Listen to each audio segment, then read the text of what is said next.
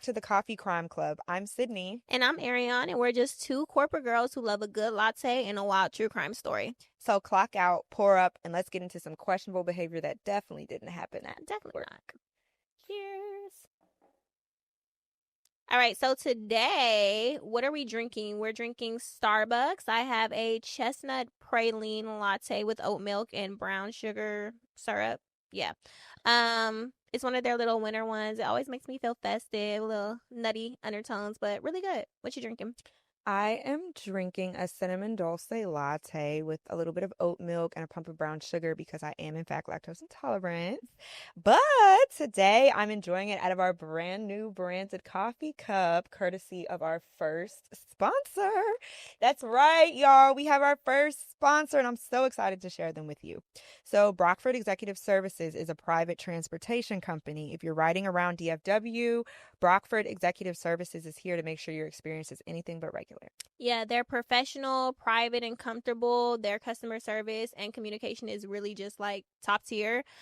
So whether you're going out with the girls and you want to pull up black truck, or fellas, you're taking your lady on a date night and you want to come correct, they have G-Wagons, Escalades, Sprinters, everything you need. Call them and they will get you right. Brockford executives are reserved for those who require more. So be sure to follow them on Instagram at Brockford Exec to book. So shout out to Brockford Exec. All right, y'all. Now, this next case is even better than this coffee, which is very hard to come by. We're diving into a story about addiction, and not just the usual substances, but addiction to validation, to fantasy, to control. This case is one of those where someone's digital footprint ends up speaking louder than anything they'd ever say out loud. Yeah, so all right, y'all. For this case, we're taking it to Florida. You know, the state that always gives us those crazy Florida man headlines. Well, this is another one of those crazy Florida man stories. So we're talking about Grant Amato, a Florida man who murdered his parents and his brother in January of 2019. But it didn't start with violence. It started years before inside of a family who tried to save him from his own addiction. I had a Florida man once. He turned me every way.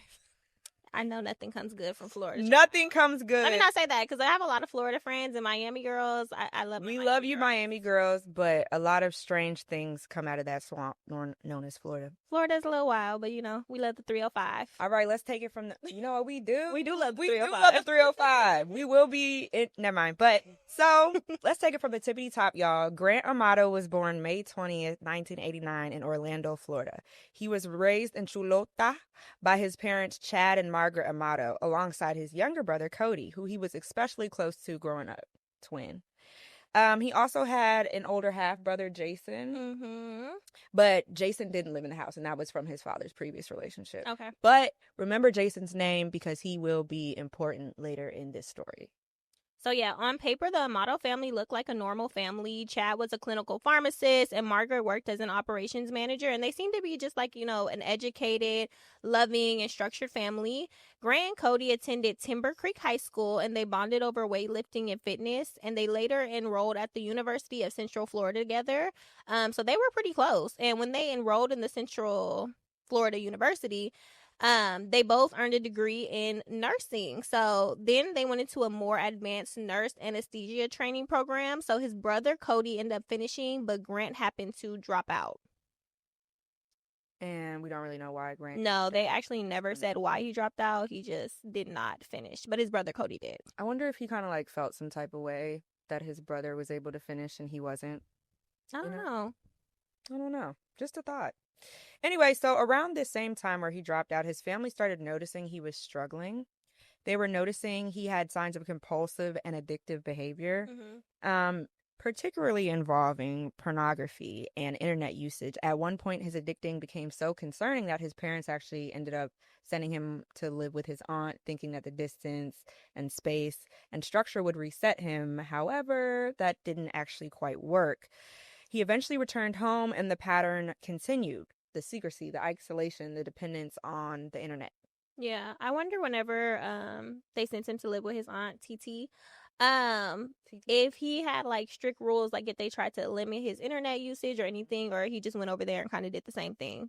It might have been the same thing if he ended up returning home and got back to it. They probably just thought like a new environment would. Yeah, because I mean, sometimes a new environment does help, but Mm-hmm. I don't know. I don't know. So after dropping out of the more advanced anesthesia training program and returning home after living with his aunt, he found work as a nurse. But in June 2018, everything collapsed.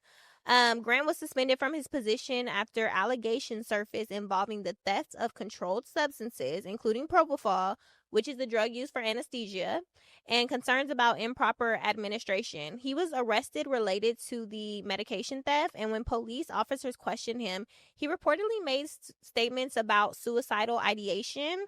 Ultimately, the charges were dropped, but he was already fired, and his professional career was effectively over. That was a wrap. Interesting. Let's go back to where it said that he was stealing propofol, which we know to be an anesthetic, which is also the drug that Michael Jackson unfortunately ended up overdosing on.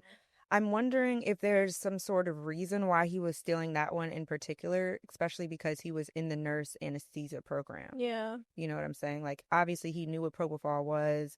He probably knew about the scientific implications behind it and everything. And also, what was he doing with the propofol? Right, because they actually never mentioned drug addiction. So I'm like, I don't know what he was doing with all this propofol. But then they also did say improper administration. Mm-hmm. He wasn't anesthesia certified. So Right. he shouldn't have been giving it to anybody. So I don't know where the improper administration came from. Yeah. Right now, it's just we don't know what he was doing with them drugs. Don't know what he was doing with that propofol. Yeah.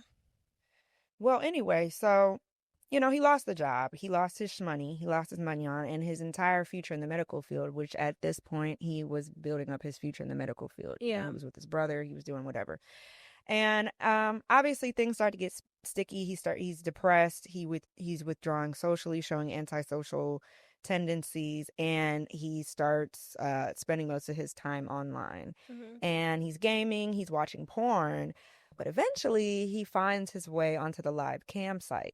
So sometime in mid-2018, shortly after losing his job, he encountered a Bulgarian webcam model who went by the name of Sylvie, sometimes reported as Sylvia Vidaslava.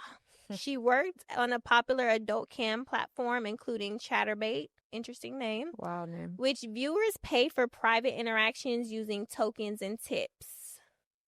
The name Chatterbait is crazy. Yeah.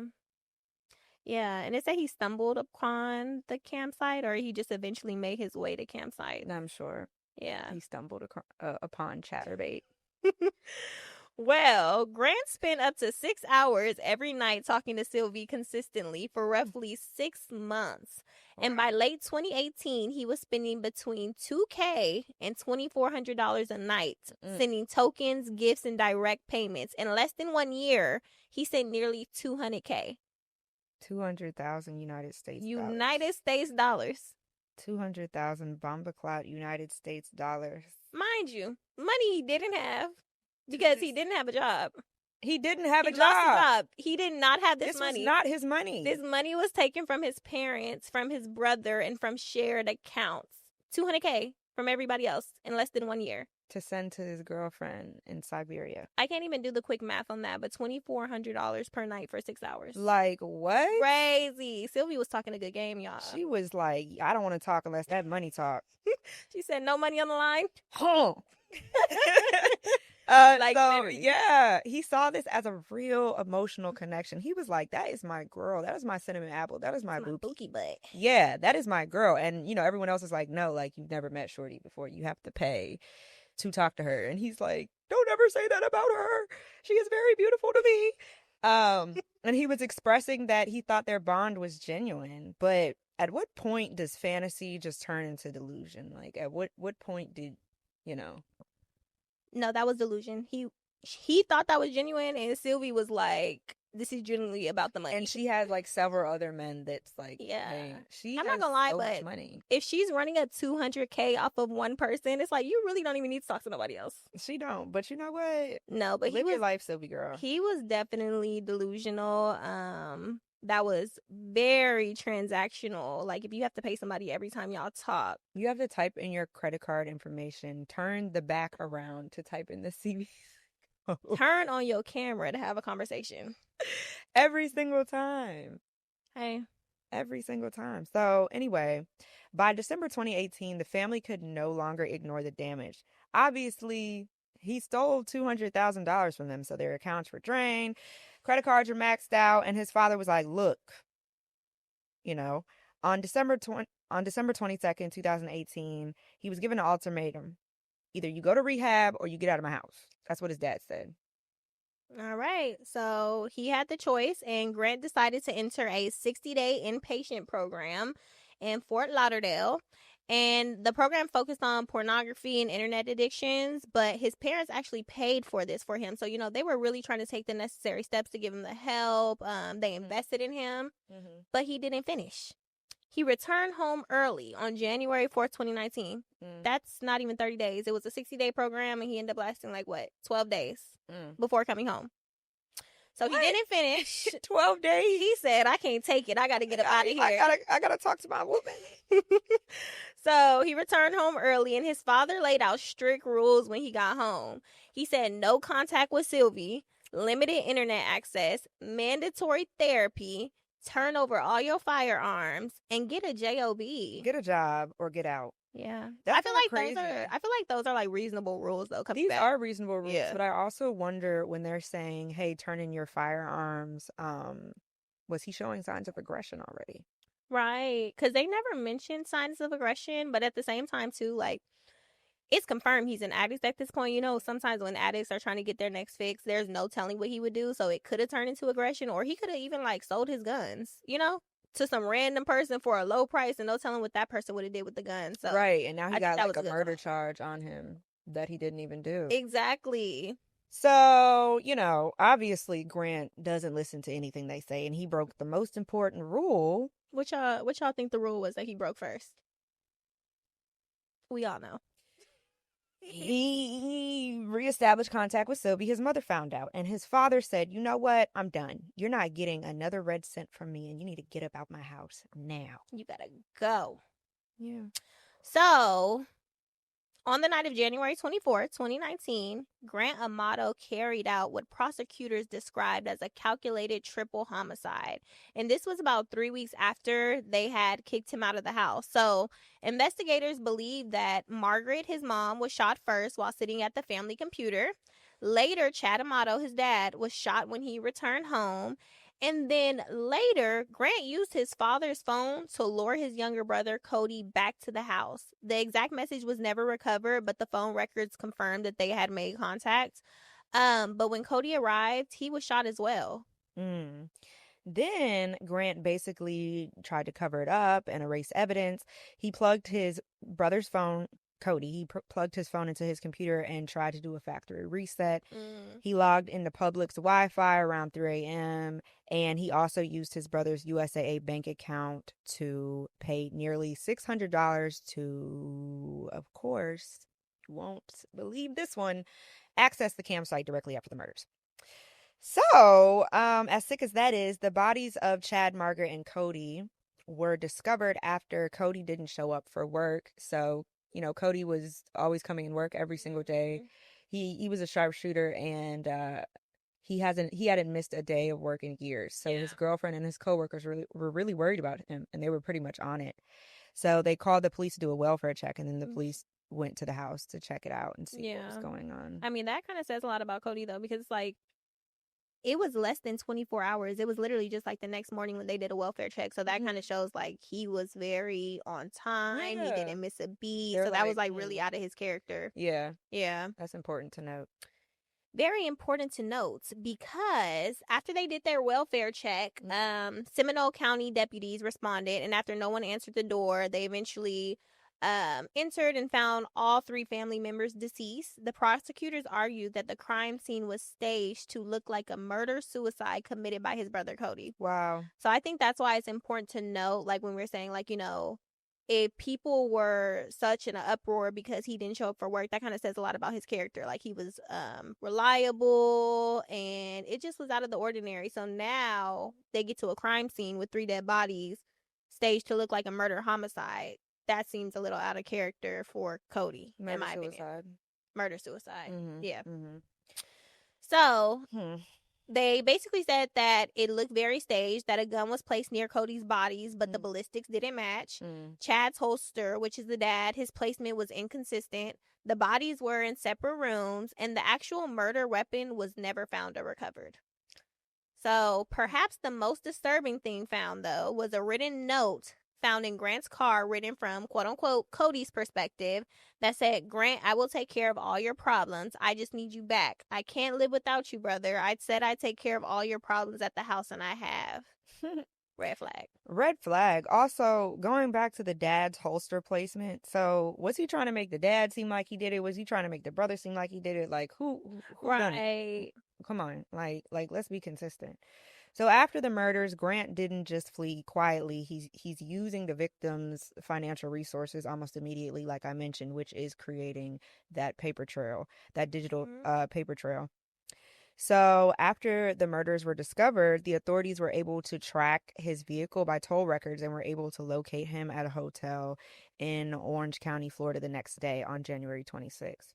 In that hotel, he actually checked in using his brother Cody's name, which is very sick, in my opinion. And then he was arrested around 1 a.m. during what became, of course, a 24-hour manhunt after the discovery of the murders. Mm. I mean, going back to what you said, kind of about like it being sick, him logging into his or checking in under his brother's name, it could have been a couple reasons he did that, regardless of sick. But it's like he's probably, I mean, he's clearly using Cody's money. So it's like he probably has to use Cody's ID to check into the hotel. I did see a picture of them. They did look kind of similar. But yeah, no, it's just crazy to me that after this calculated murder, the first thing he did was steal funds to talk to Sylvie.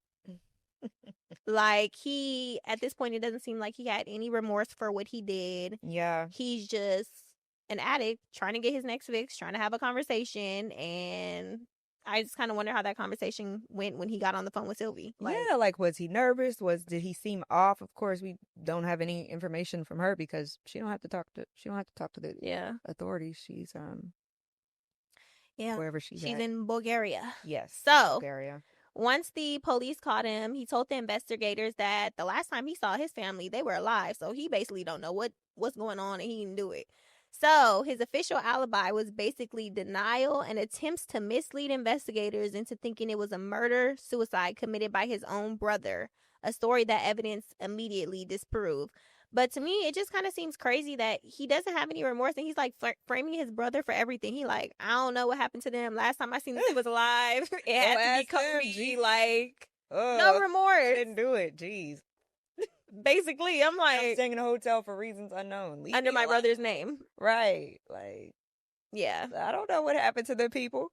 Oh, I'm sad. Literally, like, child. So during the trial, the prosecutors actually relied heavily on the digital evidence we just discussed, but also, remember Jason, they relied heavily on Jason's testimony. So Jason testified about Grant's behavior because as all this was going on and he was acting crazy and he had to go to rehab, Jason's watching this happen because, he's the half brother, but he was around and stuff like that. So he testifies about his behavior, the interventions, and even the belief that the note found in Grant's car was not written by his deceased brother, Cody, because he probably knows the way his brother talks. And he's like, my brother didn't write that. What are you talking about? And this wasn't just anybody on the street pointing fingers. This was his own brother saying he did it. Yeah, but then kind of going back to the note, and you're like, Jason is basically saying, like, that doesn't sound like my brother. He didn't write that. It's like, the note was already kind of like a red flag, too, because in there he said something along the lines of, like, I can't live without you, brother. I said I'd take care of your problems at the house, and I have. Like, I just need you back. It's like, if he really wanted his brother back and was trying to fix his problems and wanted to be with his brother, why did he quote unquote kill himself after killing the parents when he could have just killed the parents to solve the problem? It just wasn't, it didn't make sense at all. It's like he planned it, but he didn't plan it because I think he was still just blinded by his lust and his addiction. So in July 2019, after all of the different testimonies and after the trial, Grant Amato was convicted of 3 counts of first-degree murder and sentenced to life in prison without parole. He's currently serving his time at a Florida prison. And just an update on Sylvie. We found this on Reddit, but she's allegedly still on Twitter and social media doing the same kind of work. I mean, get your money, girl. I know, but that's kind of crazy to me, though. I'm just like, It is crazy, but it's like cultural I mean, differences. it's not her fault at all, but it's just like, if I was attached to something that created all this turmoil, made somebody kill somebody, I don't think I want to be in that industry anymore. And then if I ran up $200K in 6 months, I don't need to be in this industry anymore. That's true, but we also don't know the circumstances. Like, we don't know if someone's forcing her to do it, or Right. if she has Because something she big to is pay in for. she's in Bulgaria. Yeah, And one of those Slavic countries. yeah, so we really don't We know. don't know what's going on over there, what the rules are, or anything. We're just going off of our American brains. That's true. Well, Oh. she's still doing what she's doing. He's in jail and prison, so Yeah, this case forces us to confront how technology can really blur reality, which is a big thing to talk about in this day and age as we go into 2026, and how addiction doesn't always look the way we expect. But also, I have seen an uptick in people who are addicted to porn, are addicted to those type of websites, and are addicted to having those social media relationships. Think about people having relationships with the AI chatbots and stuff like that. So it's not That's so insane. crazy that this happened, Yeah, in my opinion. that's actually insane though. Like addiction to AI chatbots. We really need You some know? regulations on AI for real. It's We really, it's well, bad for we real. do need some Don't regulations. take away ChatGPT though. I need that. I every do day need for work. Chat GPT, but at what cost? No, You literally know? though. But yeah, no, this was just an unfortunate situation. The Amato family tried intervention, distance, rehab, boundaries, you know, and it still ended in tragedy. So Wait. Here's a plot twist, guys. Y'all are not going to believe this. no, it's actually insane. This man Grant, listen, this man Grant is still behind bars wreaking havoc on the world. Menace to society. Child. So, okay, this year in 2025, March, I think, Victoria Goodman, the wife of Aaron Goodman, who was the host of Ghost Adventures, she started chatting with Grant after she saw his documentary on the crimes he committed. And apparently they fell in love. She started texting him about how she wanted her husband murdered by a hitman. Also, why does Grant have a phone in prison and he could just like text people from the outside? I ain't gonna lie though, it be seeming like everybody have a phone in prison. Sometimes I do see those TikToks. I put on prison I talk, do in and I'm fact like, see the TikToks, and I'm like, okay. Yeah. But yeah, police found out after they confiscated his phone and went through the text. The text included payment plans, information, locations. Like, she was dead serious about that hitman situation. She was not playing. She was so serious. I don't want my husband anymore. He needs to die. And then you're texting this to an inmate. Like, that, my they're thoughts is like, come on. why are you sending him locations, proof of payments? Like, what is he doing behind bars? Oh, yeah. At this point, you're just like oversharing. But oversharing, because what can he do? He wasn't a criminal mastermind. So she was arrested earlier this year on charges of soliciting and conspiring. Why was that getting me? You said conspiring. Conspiring, babes. Conspiring murder. That's literally like, it's insane. Good. Lock her up. Lock her up. In June 2025, she was sentenced to 36 to 90 months in prison after taking a plea deal. Girl. Which, in my opinion, is not really long enough. That's not long enough. But wait, how many months? 90 months. Yeah, that's not long enough, baby girl. Okay. That's like 8. Like, y'all need to stay off the internet, and y'all also need to check people's phones, because you know what? Her husband should have checked her phone and been like, "Are you plotting to kill me?" I mean, yeah, because he didn't even realize it. They basically confiscated his phone and found it. Yeah, they Grant's phone. The crazy part about this is like, she's on Ghost Adventures, so like this successful TV show. And girl, what made you reach out to an inmate? She ain't right. Not right in the mind. Insane in the membrane. Clearly. Well, that's another case closed. Yes, another case closed. Yes, thank you guys for listening to the Coffee Crime Club podcast. Yes. And by the way, we are now accepting sponsorships and collaborations. So for all inquiries, just send us an email. But until next time, keep your coffee strong and your alibi stronger. A lot stronger than his alibi, because it was terrible. Girl, that was some BS. All right. See y'all next time.